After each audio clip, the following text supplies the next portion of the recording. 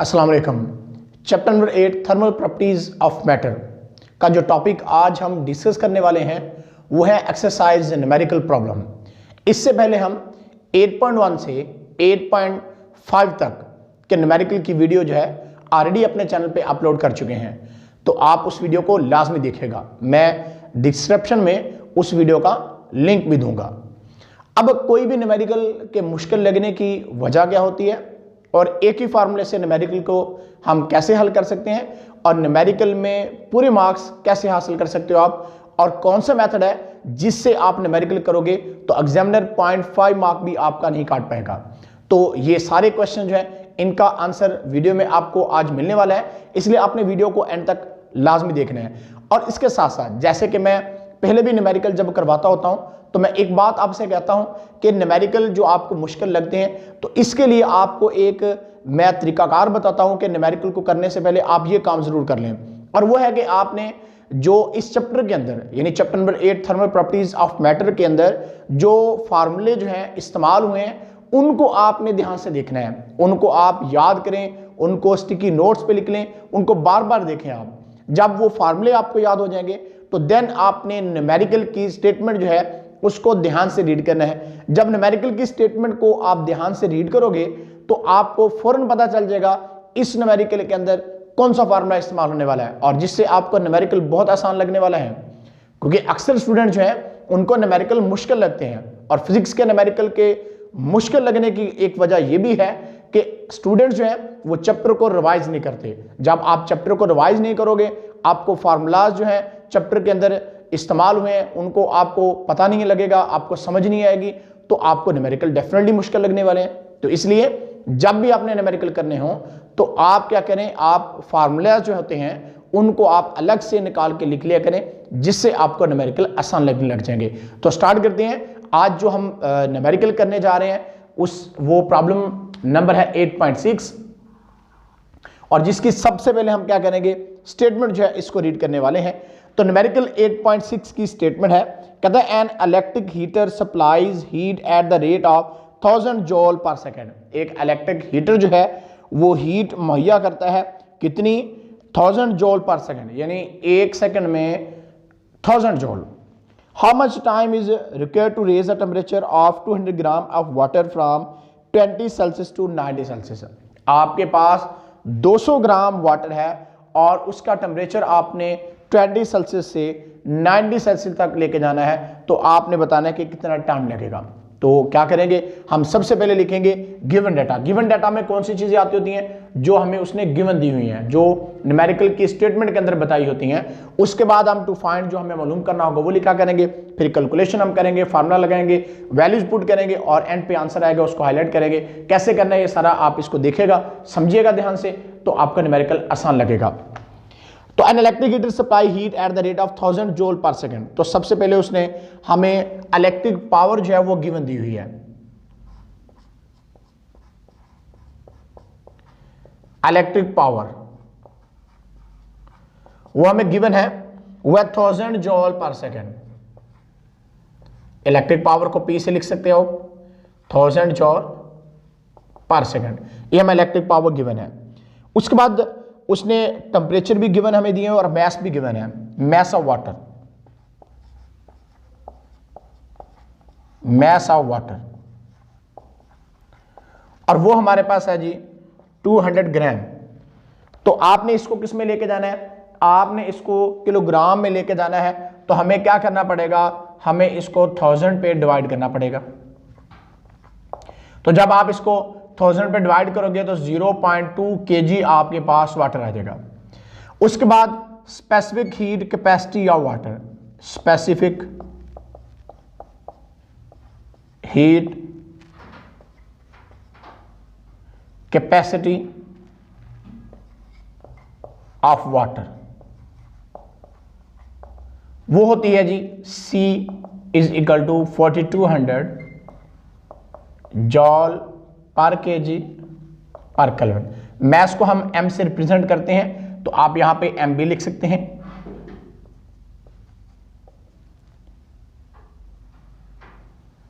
ये आप यहां पे m लिख लें ताकि आसानी रहे फार्मूले में वैल्यूज लगाते हुए। उसके बाद जी टेम्परेचर हमें गिवन है, तो इनिशियल टेम्परेचर हमारे पास जो है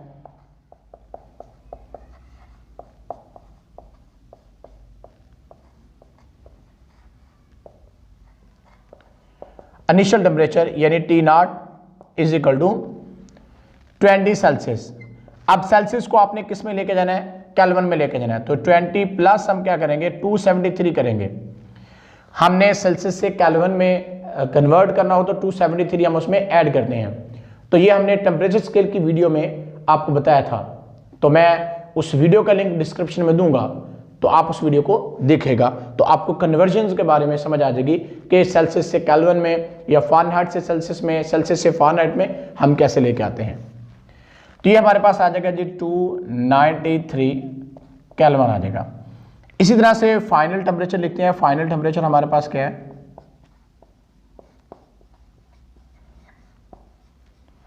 तो फाइनल टेम्परेचर हमारे पास T है जो कि गिवन है 90 सेल्सियस। तो इसको भी केल्विन में लेके जाना है, तो आपको 273 इसमें क्या करना पड़ेगा, ऐड करना पड़ेगा। तो इसको देख लेते हैं कितना आता है हमारे पास, 90 प्लस 273, 90 प्लस 273, तो ये आ गया 363, ये केल्विन आ गया। अब चेंज इन टेम्परेचर हमने देखना है कितना आता है, change in temperature, change in temperature. तो चेंज इन टेम्परेचर निकालने के लिए हम delta T is equal to लिख लेते हैं T माइनस T0। अब T हमारे पास कितना है 363 माइनस 293, तो कितना आ जाएगा हमारे पास, जब इसको हम माइनस करेंगे तो ये आ जाएगा 70 केल्विन। तो इस तरह से हमारे पास चेंज इन टेम्परेचर भी हमने देख लिया है कि वो कितना है। अब फाइंड हमने टाइम करना था, क्या करना है आपने, उसने कहा था how much time is required to raise the temperature of 200 gram of water. तो हमने टाइम इसमें क्या करना है, मालूम करना है। तो हम लिख लेते हैं यहाँ पे टाइम T, ये हमने क्या करना है, मालूम करना है। हम यहाँ पे लिखेंगे वी नो दैट, हम क्या जानते हैं, power P is equal to W/T होता है। चैप्टर नंबर 6 के अंदर हमने पढ़ा था पावर का फार्मूला कि power P is equal to W/T होती है। अब जो वर्क यहाँ पे हो रहा है वो हीट की सूरत में हो रहा है, इसलिए हम यहाँ पे W की जगह पे क्या लिख सकते हैं, delta Q divide by T। तो ये फार्मूला हमारे पास क्या बन गया, फार्मूला हमारे पास बन गया P is equal to delta Q by T। अब हमें मालूम क्या करना है, हमें मालूम करना है टाइम। टाइम को इस साइड पे ले आते हैं, पावर को दूसरी साइड पे ले जाते हैं, तो इस तरह से हमारे पास टाइम इज इक्वल टू आ जाएगा डेल्टा Q बाई P। अब हमें पता है कि डेल्टा Q किसके इज इक्वल टू होता है, delta Q is equal to होता है MC डेल्टा T के। स्पेसिफिक हीट कैपेसिटी की वीडियो के अंदर हमने ये चीज पढ़ी थी, मैं डिस्क्रिप्शन में उस वीडियो का लिंक दूंगा। तो स्पेसिफिक हीट कैपेसिटी के अंदर हमने पढ़ा था कि delta Q is equal to MC delta T होता है। तो इसलिए अब ये फार्मूला क्या बन जाएगा हमारे पास, time T is equal to delta Q, एक बार ऐसे लिख लेते हैं, डिवाइड बाय P लिख लेते हैं, डेल्टा Q की जगह पे उसकी वैल्यू लगाते हैं MC delta T divide by P आ गया। तो हमारे पास टाइम कितना आ जाएगा, T इज इक्वल टू आ जाएगा, M हमारे पास मैस पता है 0.2 है, multiply specific heat capacity of water 4200 joule पर केजी पर केल्विन होती है, मल्टीप्लाई चेंज इन टेम्परेचर हमारे पास 70 है केल्विन, डिवाइड बाय क्या कर देंगे हम 1000 पे इसको डिवाइड कर देंगे। तो इस तरह से हमारे पास टाइम आ जाता है। अब इसकी हम कैलकुलेशन कर लेते हैं। तो हमारे पास है जी 0.2 मल्टीप्लाई 4200 मल्टीप्लाई 70 डिवाइड बाय 1000। तो यार है 58.8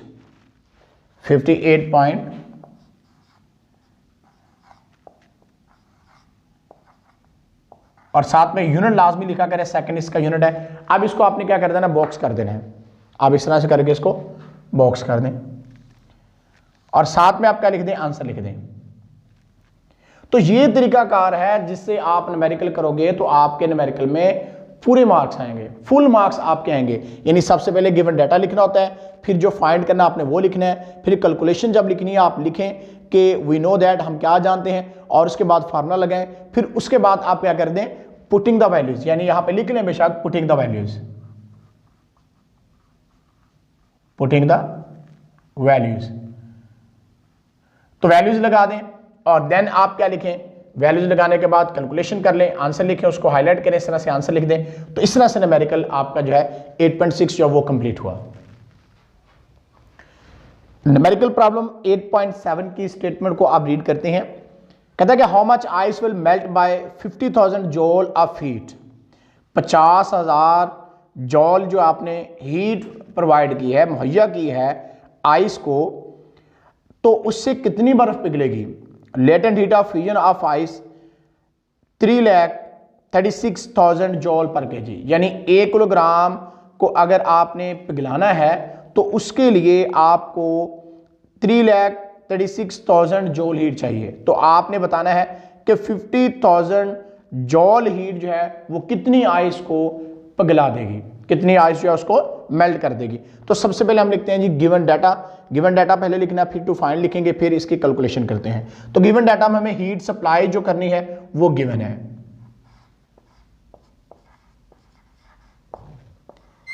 हीट सप्लाई वो है हमारे पास delta Q is equal to 50,000 joule. उसके बाद latent heat of fusion of ice जो है वो भी हमें गिवन है, latent heat of fusion of ice is equal to HF 336,000 joule पर केजी।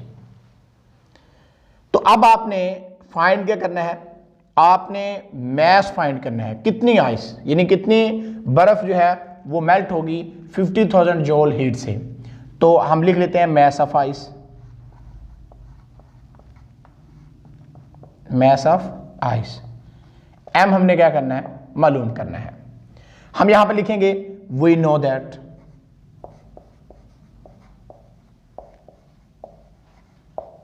हम क्या जानते हैं, HF is equal to delta Q, बेशक यहां पे अगर आप QF लिख लें तो यहां पे भी QF लिख लें, डेल्टा QF डिवाइड बाय क्या है, M मैस है। अब हमें M मैस मालूम करना है, हम मैस को एक साइड पे ले जाते हैं और डेल्टा QF डिवाइड बाय क्या आ जाएगा हमारे पास, डिवाइड बाय आ जाएगा HF। अब इसमें क्या करते हैं, हम इसमें वैल्यूज जो है वो लगाते हैं। तो हम लिख लेते हैं बाय पुटिंग द वैल्यूज।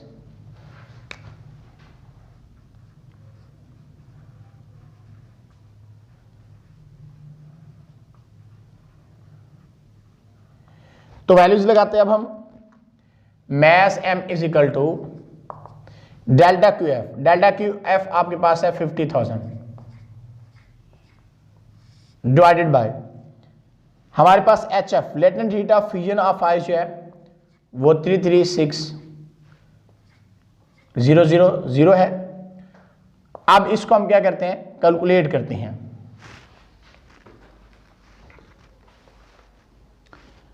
तो ये हमारे पास आएगा जी 50,000 डिवाइड बाय 336,000, तो ये आदत आ जाता है हमारे पास 0.1488। आप इसको लिख सकते हो 0.149, या हम इसको ऐसे लिख लेते हैं 0.150। ये अप्रॉक्स वैल्यू है, मैं लिख देता हूं यहां पे, मेंशन कर देता हूं कि अप्रॉक्स वैल्यू है ये। और ये हमारे पास किसमें आ गई है, ये हमारे पास केजी में आ गई है वैल्यू। अब इसको हमने किस में लेके जाना है, ग्राम्स में लेके जाना है। तो हमें क्या करना पड़ेगा, इसको मल्टीप्लाई करना पड़ेगा 1000 के साथ। तो जब इसको 1000 के साथ मल्टीप्लाई करोगे आप, तो ये आपके पास आ जाएगा 150 ग्राम आपके पास आ जाएगा। यूनिट हमने साथ लिख दी है। तो अब आपने क्या करना है, कि आपने इसको हाईलाइट कर देना है, ठीक है, और साथ में आंसर लिख देना है। यानी हमें मालूम हो गया है कि 50,000 जूल जो हीट सप्लाई करेंगे इससे कितनी आइस मेल्ट होगी, इससे 150 ग्राम आइस जो है वो मेल्ट हो जाएगी। क्योंकि न्यूमेरिकल प्रॉब्लम ये हमारा था 8.7, ये मुझे लिखने का याद भूल गया, मैं लिख देता हूँ यहाँ पे। तो इस तरह से न्यूमेरिकल प्रॉब्लम 8.7 हमारा कंप्लीट हुआ।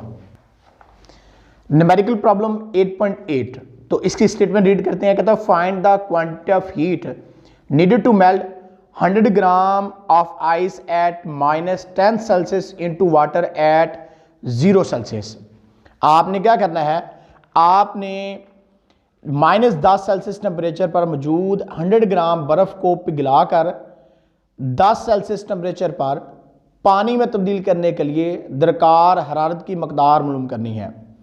और साथ में हमें स्पेसिफिक हीट कैपेसिटी आइस की और वाटर की जो है वो भी याद रखनी पड़ेगी, और उसके साथ साथ latent heat of fusion of ice जो है उसको भी याद रखना पड़ेगा। तो हमने चेंज ऑफ स्टेट में आपको बताया था, उस वीडियो का लिंक भी मैं डिस्क्रिप्शन में दूंगा। तो वहां पे हमने आपको बताया था कि अगर हमारे पास यहां पे आइस हमने बीकर के अंदर डाली हुई है, इसके कुछ पीसीज हैं वो डाल दिए हमने, और नीचे इसके बर्नर लगा दिया। अब सबसे पहले क्या होना है, जब इसको हीट अप करते हैं तो आइस क्या करेगी, आइस मेल्ट होगी।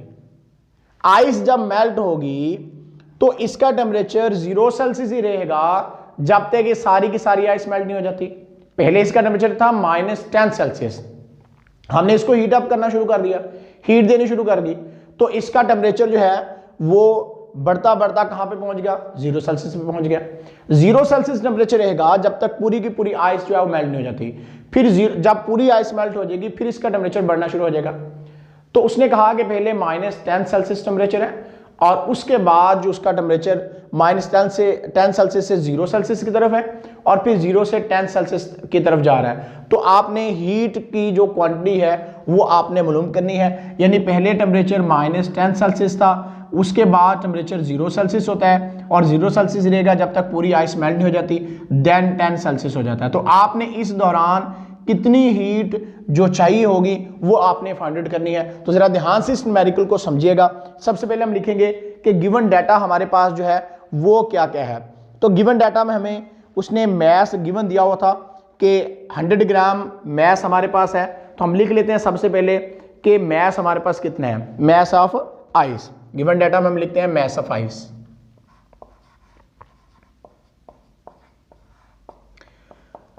तो मैस ऑफ आइस जो है वो 100 ग्राम है। इसको किलोग्राम में आपने लेके जाना, तो इसको 1000 पे क्या करना पड़ेगा, डिवाइड करना पड़ेगा। तो जब इसको 1000 पे आप डिवाइड कर दोगे तो 0.1 kg हमारे पास क्या आ जाएगा, मैस ऑफ आइस आ जाएगा। उसके बाद टेम्परेचर -10 सेल्सियस से गया है जी 10 सेल्सियस तक। तो सबसे पहले -10 सेल्सियस से कहां जाना है, -10 सेल्सियस से 0 सेल्सियस की तरफ जाना है। यानी इसका इनिशियल टेम्परेचर भी हम लिख लेते हैं।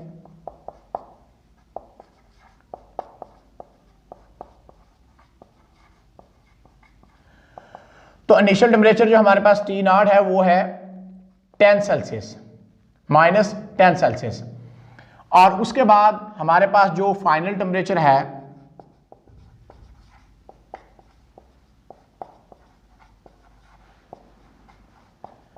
T वो कितना होगा, 0 सेल्सियस होगा। अब हमने चेंज इन टेम्परेचर फाइंड करने हैं। तो चेंज इन टेम्परेचर हमारे पास कितना आएगा, delta T is equal to T minus T0। तो T हमारे पास कितना है, T हमारे पास 0 सेल्सियस है, माइनस T0 कितना है, -10 सेल्सियस है। तो ये हम लिख लेते हैं। तो ये कितना आ जाएगा, 10 सेल्सियस हमारे पास आ गया। तो चेंज इन टेम्परेचर भी हमने क्या कर लिया, लिख लिया है। अब उसके बाद हमने स्पेसिफिक हीट ऑफ आइस जो है वो लिखनी है कि कितनी है। Specific heat capacity of ice लिख लो या स्पेसिफिक हीट ऑफ आइस लिख लो, एक ही बात है। तो वो हमारे पास होती है, उसने बताया था हमें कि स्पेसिफिक हीट ऑफ आइस 2100 जॉल। 2100 जॉल पर केजी पर केल्विन होती है हमारे पास। तो ये इसको मेंशन हम सी से कर देते हैं क्योंकि सी से रिप्रेजेंट करते हैं इसको। और इसी तरह से जो latent heat of fusion of ice है वो भी हमें पता है कि वो कितनी है। Latent heat of fusion of ice, latent heat of fusion of ice. तो latent heat of fusion of ice जो हमारे पास है, latent heat of fusion of ice वो है जी 336,000 जॉल पर केजी पर केल्विन। और specific heat capacity of water भी यहां पे लिख देते हैं क्योंकि ये भी इस्तेमाल होनी है, स्पेसिफिक हीट ऑफ वाटर। तो स्पेसिफिक हीट ऑफ वाटर जो होती है वो 4200 जॉल पर केजी पर केल्विन होती है। अब फाइंड हमने क्या करना है, find the quantity of heat. हमने क्वांटिटी ऑफ हीट जो है वो फाइंड आउट करनी है।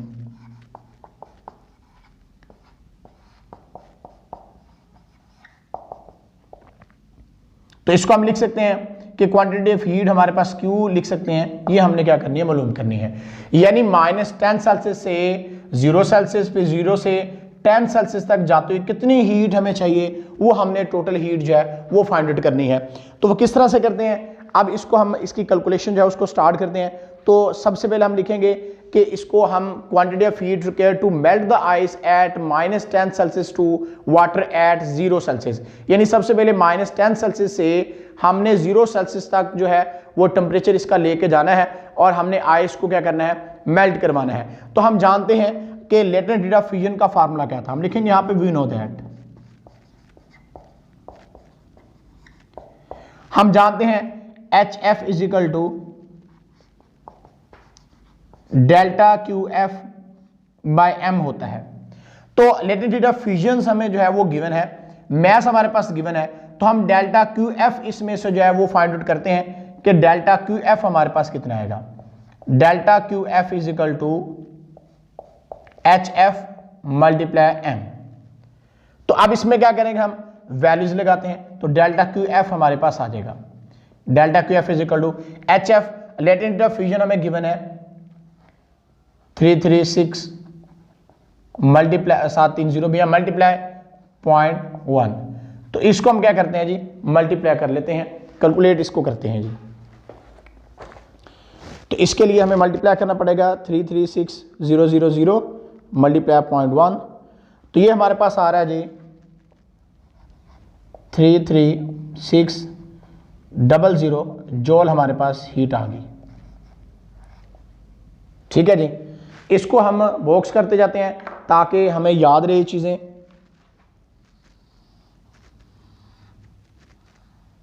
ठीक है जी, उसके बाद अब हमने क्या किया है कि आइस को मेल्ट करवाया है। अब उसके बाद हमने करना है कि amount of heat required to raise the temperature of water from 0 Celsius to 10 Celsius तक अब हमने लेके जाना है, यानी heat required by water from 0 Celsius to 10 Celsius. तो ये अब हम निकालते हैं कि ये हमारे पास कितनी आती है, heat required by water from 0 Celsius to 10 Celsius.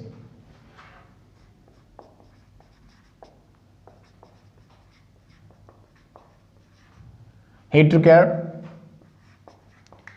For water from 0 Celsius to 10 Celsius. तो अब हम इसको लिखते हैं कि ये हमारे पास डेल्टा क्यू के इज इक्वल होती है, और हमें पता है delta Q specific heat capacity में हमने पढ़ा था कि MC डेल्टा T के इज इक्वल होता है, यानी डेल्टा क्यू हम लिख सकते हैं इज इक्वल टू है MC डेल्टा T।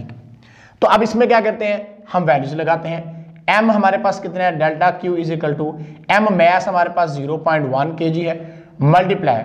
अब हमने यहाँ पे क्या करना है, क्योंकि हमने heat required from 0 Celsius to 10 Celsius हमने लिखनी थी कि heat required by water from, heat required by पानी हमें बाय लिख लें, by water from 0 Celsius to 10 Celsius, यानी 0 सेल्सियस से 10 सेल्सियस की तरफ हमने लेके जाना है। तो अब हम लिखते हैं यहाँ पे कि जो आइस हमारे पास है उसकी स्पेसिफिक कैपेसिटी लिखेंगे, साथ में मैस हमने लिख दिया है। तो सी यहाँ पे specific heat capacity of ice है जो कि 2100 होती है, मल्टीप्लाई डेल्टा टी टेम्परेचर हमारे पास क्या होगा। अब डेल्टा टी टेम्परेचर आप फाइंड कर सकते हो, तो डेल्टा टी किसके बराबर होगा, टी माइनस टी नॉट की इज इक्वल टू होता है। अब हमारे पास देखिएगा जरा 0 सेल्सियस से हमने किस में लेके जाना है, 10 सेल्सियस में लेके जाना है, यानी आपके पास जो फाइनल टेम्परेचर है वो 10 सेल्सियस है, इनिशियल टेम्परेचर 0 सेल्सियस था, तो हम लिख लेते हैं 10 माइनस 0, तो हमारे पास 10 आ जाएगा। तो इस तरह से हम यहाँ पे 10 से मल्टीप्लाई करेंगे, तो डेल्टा क्यू हमारे पास आ जाएगा, इसको मल्टीप्लाई करके देख लेते हैं, तो ये आ जाएगा 2100 जॉल आपके पास आ जाएगा। तो अब हम देखते हैं amount of heat required to count water into final temperature में हम उसको लेके जा रहे हैं। तो इसके लिए हमें क्या फार्मूला लगाना पड़ेगा, इसके लिए हम लिखते हैं Q is equal to MC delta T। अब हमारे पास मैस कितना है, 0.1 है, multiply specific heat capacity of water 4200 होती है, मल्टीप्लाई डेल्टा टी टेम्परेचर जो हमारे पास है वो कितना होगा, वो 10 है। तो इसको करते हैं, ये 4200 जॉल हमारे पास आ जाएगी। तो अब उसके बाद हमने क्या करना है, उसके बाद हमने टोटल अमाउंट ऑफ हीट जो है वो देखनी है अब कितनी है। हमने सारी हीट जो फाइंड की उनको हमने जमा कर देना है। तो डेल्टा क्यू एफ प्लस हमने किया डेल्टा क्यू हमारे पास, उसके बाद क्यू था, तो सबको हमने क्या कर देना है, जमा कर देना है। तो इनकी वैल्यूज हमने लगा दी, डेल्टा क्यू एफ की वैल्यू हमारे पास थी 33600 जॉल, और इसके बाद डेल्टा क्यू हमारे पास 2100 जॉल था, और फिर इसके बाद हमारे पास क्यू जो था वो 4200 जॉल हमारे पास था। तो इस तरह से हमारा सारा आंसर हमने जमा किया, 39900 जॉल हमारे पास हीट है, यानी टोटल हीट जो है 0.1 kg मैस ऑफ आइस जो है उसको आपने वाटर में लेके जाना है, तो आपको इतनी हीट चाहिए होगी। अब इसको हम क्या करते हैं, इसको हम यहाँ पे हाईलाइट कर देते हैं, इतने बॉक्स को ही हाईलाइट हम कर देते हैं, ताकि आपको ये हाईलाइट करोगे तो इस तरह से एग्जामिनर को ज़रा वाज़ेह हो जाएगी चीज़ कि ये आंसर है हमारे, यानी इसको हम हाईलाइट कर देते हैं अब। और इस तरह से न्यूमेरिकल प्रॉब्लम 8.8 हमारा जो है वो कंप्लीट हुआ। न्यूमेरिकल प्रॉब्लम 8.9 को अब हम स्टार्ट करते हैं। तो इसकी सबसे पहले हमने स्टेटमेंट रीड करनी है। तो स्टेटमेंट में कहता है कि how much heat is required to change 100 gram of water at 100 Celsius into steam, latent heat of vaporisation of water is 2.26 multiply 10⁻⁶ joule पर केजी है। यानी कि आपने इसके अंदर मालूम करना है कि 100 ग्राम पानी को 100 सेल्सियस टेम्परेचर पर भाप में तब्दील करने के लिए कितनी हरारत दरकार होगी, जबकि पानी की इवेपोराइजेशन की मख्फी हरारत जो है वो 2.26 मल्टीप्लाई 10⁶ जॉल पर केजी है। तो सबसे पहले हम लिखते हैं जी गिवन डाटा। तो गिवन डाटा में हमारे पास मैस ऑफ आइस जो है वो हमें गिवन है,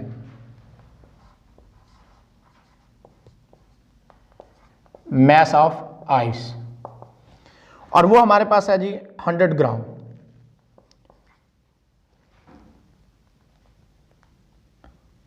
इसको आप सिंबल भी लिख लें, मैस एम। तो ये हमारे पास 100 ग्राम है, इसको केजी में लेके जाना है तो आपको 1000 पे डिवाइड करना पड़ेगा। तो 0.1 kg हमारे पास आ गया। उसके बाद जी latent heat of vaporisation of water जो है वो लिखते हैं, लेटेंट हीट ऑफ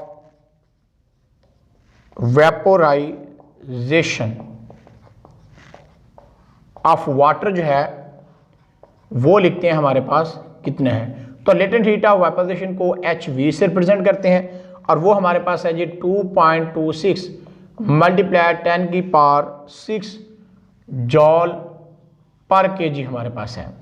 अब हमने मालूम क्या करना है, हमने हीट रिक्वायर्ड जो change 100 gram of water at 100 Celsius पे टू स्टीम करेगी, वो हमने इसमें क्या करना है, फाइंड आउट करना है। तो heat required to change water,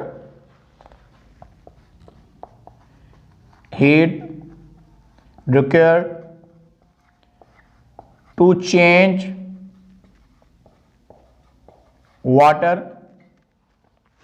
heat required to change water at 100 Celsius to steam, at 100 Celsius to steam. हमने ये इसमें क्या करनी है जी, ये हमने मालूम करनी है, यानी डेल्टा क्यू वी आपको क्या करना है, मालूम करना है। तो हम यहां पे लिखेंगे वी नो दैट, हम क्या जानते हैं, हम जानते हैं कि लेटेंट हीट ऑफ वेपोराइजेशन जो होती है इसका फार्मूला था H V is equal to delta Q V by M. अब इसमें हमने मालूम क्या करना है, हमने मालूम करना है डेल्टा क्यू वी। तो इसका मतलब डेल्टा क्यू वी इस साइड पर आ जाएगा हमारे पास, इज इक्वल टू आ जाएगा एम मल्टीप्लाई एच वी के बराबर आ जाएगा। अब हम क्या करते हैं, इसमें वैल्यू लगाते हैं, लेकिन उससे पहले हम जरा इसको ठीक करके ले लेते हैं, अरेंज करके। Delta Q V is equal to H V multiply mass. तो अब हम क्या करते हैं, अब हम लिखते हैं by putting the values, bye putting the values, bye putting the values.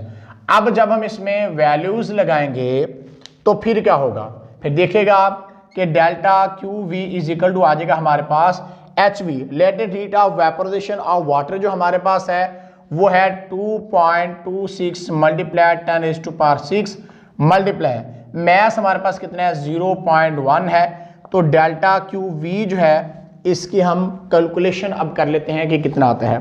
तो हमारे पास था 2.26 मल्टीप्लाई 10⁻⁶ है और मल्टीप्लाई हमारे पास है जी मल्टीप्लाई 0.1 है। तो इस तरह से हमारे पास ये आ गया है 226 और इसके साथ जो हमारे पास है वो 3 जीरो भी आ गए हैं, यानी कैलकुलेशन करने के बाद 226 और ये 3 जीरो आ गए। तो अब इसके साथ आपने क्या लिखना है, एक तो यूनिट लिखना ही पड़ना है हमें, और दूसरा इसको साइंटिफिक नोटेशन में हमने कैसे लिखना है, delta Q V is equal to हमारे पास क्या आएगा, अब जिसका पॉइंट कहीं नहीं उसका पॉइंट एंड पे होता है, तो हमने इस पॉइंट को यहां से मूव कराना है, 1 डिजिट 2 डिजिट 3 4 और 5। इसका मतलब हम इसको लिखेंगे 2.26 मल्टीप्लाई 10⁵ जॉल आ गया हमारे पास। अब क्या करेंगे, इसको हम अब बॉक्स कर देंगे, इस तरह से करके आप इसको क्या कर देंगे, बॉक्स कर देंगे और यहां पे साथ आप लिख देंगे आंसर। तो इस तरह से न्यूमेरिकल प्रॉब्लम 8.9 हमारा जो है वो कंप्लीट हुआ। न्यूमेरिकल प्रॉब्लम 8.10 है। सबसे पहले हम इसकी स्टेटमेंट जो है उसको रीड करते हैं। Find the temperature of water after passing 5 gram of steam at 100 Celsius through 500 gram of water eight 10 Celsius. कहता है कि आपने 10 सेल्सियस टेम्परेचर पर मौजूद 500 ग्राम पानी में से 100 सेल्सियस पर 5 ग्राम भाप गुजारने के बाद पानी का टेम्परेचर आपने मालूम करना है, जबकि पानी की हरारत मखसूसा जो है यानी स्पेसिफिक हीट कैपेसिटी जो होती है 4200 जॉल पर केजी पर केल्विन होती है, और वाटर की जो वेपोराइजेशन होती है उसकी लेटेंट हीट ऑफ वेपोराइजेशन जिसको हम कहते हैं वो 2.26 मल्टीप्लाई 10⁶ जॉल पर केजी होती है। तो अब आपने टेम्परेचर मालूम करना है जब water after passing 5 gram of steam at 100 Celsius through 500 gram of water eight 10 Celsius, तो उसका टेम्परेचर हमने फाइंड आउट करना है। तो सबसे पहले जैसे हम गिवन डाटा लिखते हैं वैसे हमने गिवन डाटा लिखा, मैस ऑफ वाटर M1 का नाम दिया, ये हमारे पास 500 ग्राम था, ग्राम को किलोग्राम में लेके जाना है तो हमने 1000 पे डिवाइड कर दिया तो 0.5 kg हमारे पास आ गया। टेम्परेचर ऑफ वाटर जो उसने दिया था कि टेम्परेचर ऑफ वाटर जो है वो 10 सेल्सियस टेम्परेचर पर मौजूद तो वाटर जो था तो उसका टेम्परेचर हमने लिख दिया T1 और ये हमारे पास है 10 सेल्सियस। कैल्विन में लेके जाएंगे तो 10 + 2 73 283 कैल्विन में आ जाएगा हमारे पास। Specific heat capacity of water जो होती है वो 4200 जॉल पर केजी पर केल्विन है। और इसी तरह से मैस ऑफ स्टीम जो हमें गिवन दिया हुआ है M2 वो 5 ग्राम था, इसको भी किलोग्राम में लेके जाना आपने तो आपको 1000 पे डिवाइड करना पड़ेगा, 5 डिवाइड बाय 1000 करेंगे 0.005 kg आ जाएगा हमारे पास। अब टेम्परेचर ऑफ स्टीम, जब आपने स्टीम को यानी कि 500 ग्राम पानी में से 100 सेल्सियस पर 5 ग्राम स्टीम गुजारने के बाद उसका टेम्परेचर जो है तो उसकी हम बात कर रहे हैं कि मैस हमारे पास M2 5 ग्राम था और इसको किलोग्राम में हम लेके गए हैं तो 0.005 kg आ गया। और टेम्परेचर ऑफ स्टीम जो है T2 वो 100 सेल्सियस है। Latent heat of vaporisation of water जो है 2.26 मल्टीप्लाई 10⁶ जॉल पर केजी है। आपने टेम्परेचर ऑफ वाटर जो है उसको हमने क्या करना है, फाइंड आउट करना है। तो according to law of heat exchange, heat exchange का लॉ हमें क्या बताता है, ये लॉ हमें स्टेट करता है कि हीट का लॉस जितना होता है उतनी हीट क्या होती है, गेन होती है। हीट का जितना लॉस होगा उतनी हीट गेन होगी। अब हीट का लॉस कैसे हो रहा है, हीट लॉस्ट बाय स्टीम में plus heat lost by water, यानी हीट स्टीम में और वाटर में जब जाएगी तो अब उसका लॉस हो रहा है। गेन किस सूरत में होगा, heat gain by water, water उस हीट को क्या करेगा, गेन करेगा। तो हमने इसको नाम दिया हुआ है हीट लॉस्ट बाय स्टीम को Q1 का, हीट लॉस्ट बाय वाटर को Q2 का, और हीट गेन बाय वाटर जो है इसको Q3 का नाम दिया है। अब हम क्या करते हैं, हम एक एक करके हीट फाइंड करते हैं, Q1 Q2 Q3 हम हीट फाइंड करेंगे, फिर इस फार्मूले के अंदर आगे चल के हम लगाते हैं। तो हीट लॉस्ट बाय स्टीम जो है पहले हमने फाइंड किया, Q1 is equal to M2 HV के बराबर होती है, बिकॉज हम जानते हैं कि लेटेंट हीट ऑफ वेपोराइजेशन जो होती है उसका फार्मूला हमने पढ़ा था कि वो होता है HV is equal to Q by M। तो अगर आपने Q मालूम करना है तो M इस साइड पे आके मल्टीप्लाई हो जाता है। इस तरह से हमने M2 हमारे पास मैस था, तो हमने ये देखिए स्टीम का मैस जो है M2 मैस ऑफ स्टीम वो हमने मल्टीप्लाई करना था, M2 मल्टीप्लाई HV से किया। तो जब इसको हमने मल्टीप्लाई किया तो इससे हमारे पास क्या आया, मल्टीप्लाई करने से Q1 हमारे पास जो है वो आ गया 11300 जॉल हमारे पास आ गई heat, heat lost bye steam जो कर रही है वो हमारे पास आ गई। इस तरह से heat lost by water from 100 Celsius to final temperature, यानी 100 सेल्सियस से फाइनल टेम्परेचर में जाते हुए वाटर जो हीट लॉस करता है उसको हमने देखा है कि हीट लॉस्ट बाय वाटर जो है इसको हमने Q2 का नाम दिया, और M2 multiply C delta T हमने फार्मूला लिख दिया, बिकॉज हम जानते हैं स्पेसिफिक हीट कैपेसिटी का फार्मूला हमने पढ़ा था कि डेल्टा Q इज इक्वल होता है MC डेल्टा T के। तो इस फार्मूले के अकॉर्डिंग Q2 हमने लिख दिया MC delta T, mess M2 था, मैस ऑफ स्टीम था, इसलिए हमने M2 लिखा हुआ है। Q2 is equal to mass of steam multiply specific heat capacity of water है, मल्टीप्लाई डेल्टा T टेम्परेचर हमारे पास क्या था 100 सेल्सियस टू फाइनल टेम्परेचर में लेके जाना है, तो 100 माइनस T2 फाइनल टेम्परेचर हमने क्योंकि निकालना है तो वो हमें मालूम नहीं है, तो हमने वैसे लिख दिया 100 माइनस T2 लिख दिया है। तो जब इसको मल्टीप्लाई करेंगे तो आपके पास 2100 आ जाएगा। जब 0.005 को 4200 से मल्टीप्लाई करने के बाद हमारे पास इससे मल्टीप्लाई होने के बाद 2100 आ जाएगा, माइनस हमारे पास क्या आ जाएगा, जब इसी फैक्टर को इसके साथ मल्टीप्लाई करेंगे तो हमारे पास 21 T2 आ जाएगा। तो Q2 भी हमने फाइंड कर लिया, Q2 इज इक्वल टू हमारे पास आ गया 2100 माइनस 21 T2। अब ये इक्वेशन 1 थी, ये हमारे पास इक्वेशन क्या बन गई, 2 बन गई, यानी हमने हीट लॉस जो वो फाइंड कर लिया, Q1 प्लस Q2 हमने क्या कर लिया है वो हमने मालूम कर लिया। अब हीट गेन जो होनी by water from 10 Celsius to final temperature में जाते हुए 10 सेल्सियस से यानी 10 सेल्सियस टेम्परेचर में मौजूद 500 ग्राम पानी में से 100 सेल्सियस पर 5 ग्राम भाप गुजारने के बाद, स्टीम गुजारने के बाद पानी का टेम्परेचर जो है वो हमने क्योंकि मालूम करना है, तो इसलिए हम heat gain by water from 10 Celsius to final temperature करते हैं। तो heat gain by water Q3 is equal to आ गया M1 C डेल्टा T हमारे पास है, और M1 मैस हमारे पास कितना था, वो 500 ग्राम था मैस ऑफ वाटर, तो इसको हमने केजी में लेके गए 0.5 केजी आ गया, तो ये हमने लिख दिया। C हमने लिख दिया specific heat capacity of water, और डेल्टा T टेम्परेचर हमने लिख दिया जो कि T2 माइनस 10, यानी हमारे पास हमने heat gain by water from 10 Celsius to हमारे पास क्या था फाइनल टेम्परेचर था, इसलिए हमने T2 माइनस 10 लिख दिया। अब इसको हम क्या करते हैं, मल्टीप्लाई करते हैं। तो जब इसको मल्टीप्लाई करेंगे 2100 T2 आएगा माइनस 21000 हमारे पास है, Q3 भी आ गया, यानी हीट गेन भी हमने फाइंड कर लिया। अब वापस हम आते हैं according to law of heat exchange के अकॉर्डिंग क्या था, heat loss is equal to heat gain था, यानी जितना हीट में लॉस हो रहा है उतनी हीट क्या हमारे पास हो रही है, गेन हो रही है, और वो इज इक्वल टू था Q1 plus Q2 is equal to Q3। अब Q1 Q2 3 की वैल्यूज हमने इक्वेशन नंबर 1, इक्वेशन नंबर 2 और इक्वेशन नंबर 3 में हमने फाइंड आउट की हुई है। तो हम bye putting the value from equation 1 2 3 जो है हम Q1 की वैल्यू लगाते हैं, Q1 हमारे पास ये रहा, और उसके बाद प्लस Q2 की वैल्यू हम लगाते हैं, Q2 हमारे पास ये रहा, इज इक्वल टू Q3 की वैल्यू हमारे पास ये है, तो ये Q3 की हम वैल्यू लगाते हैं। तो इस तरह से जब इनको हमने रीअरेंज करना है तो हमने क्या किया, हमने इसको रीअरेंज कर लिया है। रीअरेंज करने के बाद हमने यानी कि माइनस 21,000 था, इसको इधर लेके प्लस का हो गया, और ये माइनस 21 T2 था, इसको दूसरी साइड पे लेके ये उधर प्लस का हो गया। T2 यहाँ से कॉमन निकाला है दोनों में से, यहाँ पे 2100 आ गया प्लस 21 आ गया। T2 हमें मालूम करना था, तो हमने इस साइड पे रखा 21 को इस साइड पे लाके हमने डिवाइड कर दिया, बिकॉज हमारा रिजल्ट तैयार था जब इस सब को हमने क्या कर दिया, इन सब का सम कर दिया था। तो ये डिवाइड होने के बाद T2 हमारे पास आ गया जी 16.2 सेल्सियस हमारे पास आ गया, यानी हमने अब टेम्परेचर ऑफ वाटर जो है वो हमने मालूम कर लिया है कि टेम्परेचर ऑफ वाटर हमारे पास जो है वो कितना आता है। तो इस तरह से न्यूमेरिकल प्रॉब्लम 8.10 हमारा कंप्लीट हुआ। तो अब जो क्वेश्चन थे हमारे वीडियो के स्टार्ट पे आपको बताए थे कि कोई न्यूमेरिकल आपको मुश्किल क्यों लगता है, तो अब आपको समझ आ गई होगी कि न्यूमेरिकल के मुश्किल लगने की वजह ये होती है कि आपको फार्मूलाज अच्छी तरह से याद नहीं होते। तो जब आपको फार्मूले अच्छी तरह से याद होंगे तो आपको न्यूमेरिकल मुश्किल नहीं लगेगा। न्यूमेरिकल में फुल मार्क्स कैसे लेने हैं? न्यूमेरिकल में फुल मार्क्स लेने का तरीकाकार ये होता है कि आपने चीज़ों को बड़े एक तरतीब से लिखना होता है, आपने चीज़ों को हाईलाइट करना होता है, जैसे आंसर हमने यहाँ पे हाईलाइट किया हुआ है, और कुछ को आपने मार्कर से चीज़ों को लिखना होता है ताकि एग्जामिनर को जो है वो एग्जामिनर को लगे कि इसने बाकायदा एक तरीकाकार से न्यूमेरिकल किया और आपको वो पूरे मार्क्स देगा। अब न्यूमेरिकल में पूरे मार्क्स हासिल करने का जो तरीकाकार है वो भी आपको पता चल गया होगा कि आपने गिवन डाटा लिखना होता है, फिर टू फाइंड लिखना है, फिर सोल्यूशन या कैलकुलेशन लिखनी होती है, फार्मूलाज लिखने होते हैं, और न्यूमेरिकल को अटेम्प्ट करना अच्छे तरीके से आपने नीट एंड क्लीन करके करना होता है ताकि एग्जामिनर खुश होकर आपको पूरे मार्क्स दे।